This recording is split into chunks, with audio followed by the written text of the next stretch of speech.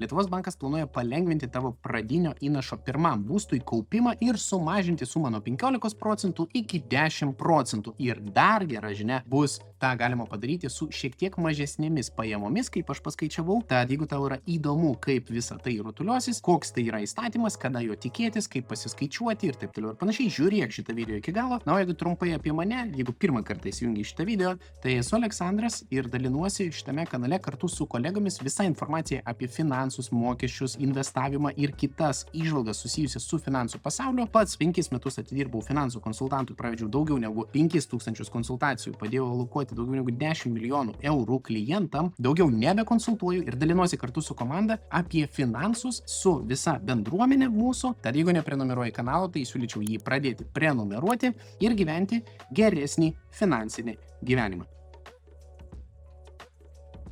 Dabar važiuojam ir pagrindinė tema - Lietuvos bankas planuoja įvesti naujus atsakingos skolinimo nuostatus ir jie turėtų suteikti daugiau galimybių tiem, kurie planuoja įsigyti savo pirmąjį būstą. Ir siūloma nustatyti ne mažesnio kaip 10% pradinio įnašo reikalavimą pirmojo būsto pirkėjam, nes pirmojo būsto pirkėjai susiduria su sunkumais sukaupti reikalavimą ne mažesnį kaip 15% pradinį įnašą. Na ir iš tikrųjų, pasiskaičiuokime, jeigu tau reikia sukaupti 15 000 pradinį įnašą ir tu gali atsidėti tik tai 150 eurų per mėnesį, tai paimkime paprastuoju būdu, tai yra 100 mėnesių, nes 15 000 padalinti į 150, tai yra 100 mėnesių, tai yra 8 su viršum metai praktiškai, ne? Tai realiai, kol tu sukaupsi tos 15, tu nekilnojamo turto kaina išaugs tiek, kad tų pinigų vėl nebeužteks ir tada gaunasi užburtas ratas ir atitinkamai šitoje vietoje siūloma mažinti šitą dalyką trečdaliu, tai tokiu atveju tau vietoj 100 mėnesių su ta pačia pinigų suma tau reikėtų skirti laiko tik tai 66 mėnesius, kas bendrai gaunasi jau 5 metai vietoje tų, sakykime, 8.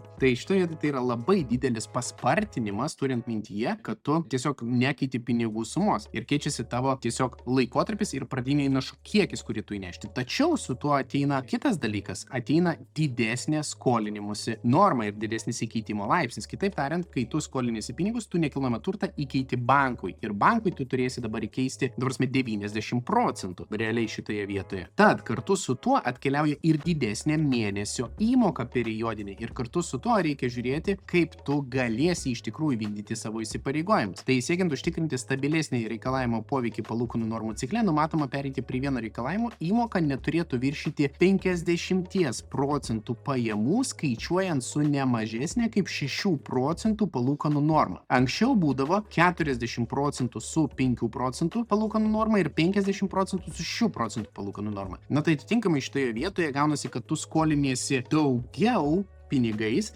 bet tavo įmoka yra didesnė, bet prie didesnės palūkanų normos tu teoriškai turėtum neviršyti didesnio pajamų kiekio. Tai iš tikrųjų man buvo labai įdomu ir ką aš padariau, aš tiesiog palyginau, jeigu tu nori pirkti 100 000 vertės nekilnojamą turtą, aš padariau skaičiuoklę, kurią su tavimi pasidalinsiu, tai labai paprastai. Norimo turto vertė 100, tarkime, 1000 eurų. Ne? Pirmas dalykas, pradinis 15% buvo, vadinasi, kredituojama suma tavo buvo 85 000 eurų. Ne? Tai tiek turėtum kredituotis. Tavo įmoka aš ėmiau su 5% čia šitoje vietoje. Įmoka yra 30 metų padalinta, nes tai yra ilgiausias laikotarpis, kuris galimas. Ir šitoje vietoje yra 456 pinigai 30 centų su 5% palūkanų norma. Dabar ką aš skaičiavau šitoje vietoje, tai gali pamatyti, tiesiog paėmiau ir paskaičiau, kiek pinigų tu minimaliai turėtum uždirbti į rankas tam, kad galėtum aplikuoti į tokį kreditą. Bent jau, kad tu žinotum, kad turi teorinį šansą pagal atsakingos skolinimuose taisyklės. Dabar norimo turto vertė čia yra tiek. Dabar jeigu mes kalbam apie naują įstatymą, tai čia bus 10% pradinis, tačiau paskolos suma bus 90 000. Atitinkamai įmoka gaunasi 30 metų didesnė ir jinai gaunasi didesnė pakankamai ženkliai šitoje vietoje. O minimalios pajamos į rankas, kadangi jau skaičiuojasi su 6% palūkanų norma, štai šitoje vietoje dar tą reikia pridėti, bet skaičiuojasi su 50% tavo pajamų. Tai vadinasi, tu 60 eurų turėtum uždirbti mažiau tam, kad paimtum tokį kreditą. Vadinasi, mes čia turime dvigubą laimėjimą ir tas dvigubas laimėjimas susideda iš to, kad tau reikės mažesnio pradinio įnašo ir mažesnių pajamų, bent jau teoriniam lygmenį, tam, kad tu pasiskolintum tam pačiam nekilnojamam turtui. Tai mano galva tai yra visai smagu. Jeigu mes kalbam apie 150 tūkstančių nekilnojamą turtą, tai atitinkamai štai tokie yra skaičiukai ir čia gaunasi apie 100 eurų skirtumas. Tačiau įmoka čia jau svyruoja apie 120 eurų štai šitoje vietoje per mėnesį ir, mano galva, jeigu tu uždirbi 1618 pinigų ir už būstą atiduotum 809 eurus per mėnesį,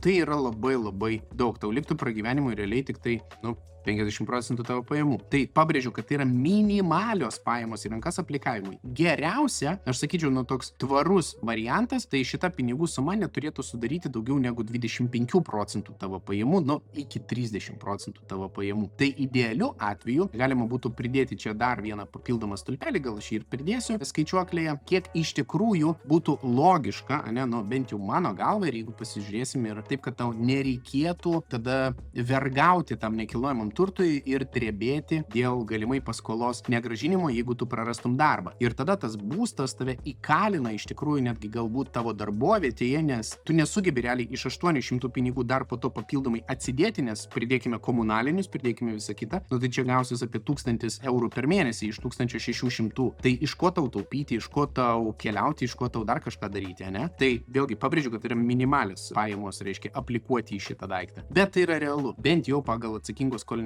taisyklių rekomenduojamas naujas tas normas, ne? Dabar kitas dalykas, kaip sutrumpinti tą pradinio įnašo laikotarpį, vėlgi ne 30%, bet kaip jį sutrumpinti, pavyzdžiui, netgi 46%. Tai pirmas momentas, jeigu įsigalios įstatymas ir tu gali, tarkime, tos pačius 150 eurų atidėti, ką tu gali daryti su jais, tu gali paskaičiuoti, kad tau reikės 66 mėnesių, bendrai, grubiai, ne? Tai 66 mėnesiai, tai yra kiek dabar metų, 66 mėnesiai daliname iš 12, tai gaunasi 5,5 metų lygiai. Tai bendrai vadinasi, 5 metam tu realiai taupai tos pinigus ir jeigu jie nedirba, tai jie nuvertėja per 5 metus ir tikėtina nekilnojamo turto kaina irgi padidės. Tai ką galima daryti, tos pinigus galima jau įdarbinti ir 5 metų laikotarpis yra pakankamai jau tam, kad tu galėtum pradėti galvoti apie pinigų įdarbinimą. Tam reikės vertybinių popierių sąskaitos. Nuorodą rasi profilyje apačioje. Tai yra ta sąskaita, kurioje aš ir pats laikau 130 tūkstančių vertės portfelį, kuris šiai dienai irgi yra prieinamas viešas. Tai yra, jeigu tu atsidarysi vertybinių popierių sąskaitą, tu galėsi pamatyti šitą portfelį, kuris per 3 metus uždirbo 40 tūkstančių pelno ir išmoka kiekvienais metais tarp 25 ir 35 tūkstančių pasyvių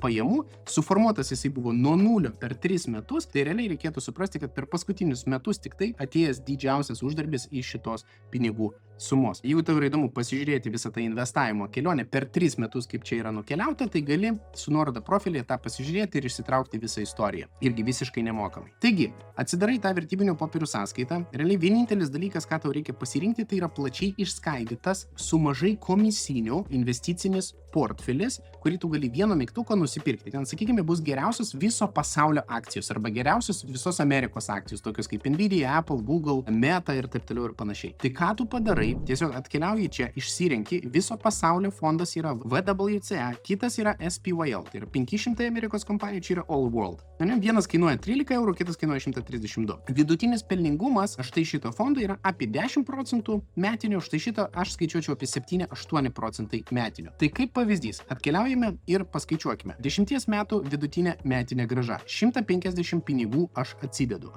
kiekvieną mielą mėnesį. Tai vadinasi, aš vietoj 5,5 metų aš užtrunku 4 metus 6 mėnesius, tam, kad sukaupčiau tą patį pradinį įnašą, tai sutaupau metus laiko papildomai. Arba ką aš padarau, aš tiesiog prailginu tą 5 metų laikotarpį, bet šitoje vietoje aš tiesiog turiu didesnį kiekį pinigų, tai yra 13 tūkstančių pinigų. Žinoma, nuo šitos sumos dar reikės GPM sumokėti 15%, tai gaunasi, kad realus mano uždarbis bus apie 2800. Bet tai yra vis tiek labai geras variantas, nes savų pinigų tai aš atsidėsiu tuos 9900 ir jeigu nekilnojamo turto vertė pakiltų per tuos pačius 5 metus apie 30%, tai tokiu atveju aš tuos 30% kompensuočiau per štai šitą nesudėtingą sistemą. Tai kitaip tariant, brangstant turtui, aš atsidėčiau tą pačią pinigų sumą ir mano pinigai nenuvertėtų ir aš turėčiau atitinkamą pradinį įnašą tam nekilnojamam turtui. Kitas momentas, jeigu tu jau dabar turi, pavyzdžiui, ten 7 tūkstančius, 8 tūkstančius. Ir tu sakai, Aleksandrai, tai ką man daryti? Ar man dabar laukti, ar man dabar galbūt jau dabar, taip sakant, pasiskolinti iš pažįstamų, ten ar iš šeimos kažkiek pinigų ir jau dabar pirkti. Tai šitoje vietoje aš sakyčiau, kad nesiskolink. Aš asmeniškai lūktelčiau, nes įstatymas planuojamas patvirtinti ir įsigalioti 26 metų pirmam pusmetyje. Tai kitaip tariant, tau liko laukti mažiau negu metai šito sprendimo. Tai ką tada galima padaryti su pinigais, kad jie nepūtų? Tai galima būtų įdarbinti juos į štai tokį ETF, tu matai jo grafiką. Tai yra šiek tiek pasvyruojantis, jeigu gali įmatyti svyravimą ant ekrano. Tai yra šiek tiek pasvyruojantis aktyvas, ne? Bet jis yra labai stabilus, paskutiniai metai, sakykime, ne? Kaip jisai atrodo. Tai kuo jisai yra geresnis negu tiesiog laikyti, tarkime, indėlyje tuos pinigus, tai atitinkamai tai yra daiktas, kuris yra likvidus. Ir jeigu tu, pavyzdžiui, uždirbsi 1,5–2 procentus per tam tikrą laiką ir, tarkime, indėlį nutraukiant, tai iš tavęs atims tuos procentus ir tau tiesiog perves tavo pinigus, nes tu neišlaikei indėlio termino. Tai šitoje vietoje ką galima padaryti, tai įdarbini ir jeigu nori kažkada po metų, po pusmečio tu parduodi šitą ETF su visu uždarbiu. Ir viskas. Tai prasme, ir tu pasiemi ir savo pinigus, ir uždirbtus pinigus. Planuotis reikėtų apie 3 procentus metinio, tai yra nedaug, bet tai yra žemiausios rizikos instrumentas, kuris yra prieinamas ir kurį naudoja net instituciniai investuotojai tam, kad saugiai laikytų savo tą kešo poziciją vadinamą. Tai realiai tai yra paprastas variantas, jisai vadinasi XEON, šitas daiktas, bet to jisai yra eurinis ir neužtraukia papildomos valiutos rizikos, nedolerinis, ne? Tai vėlgi, šitoje vietoje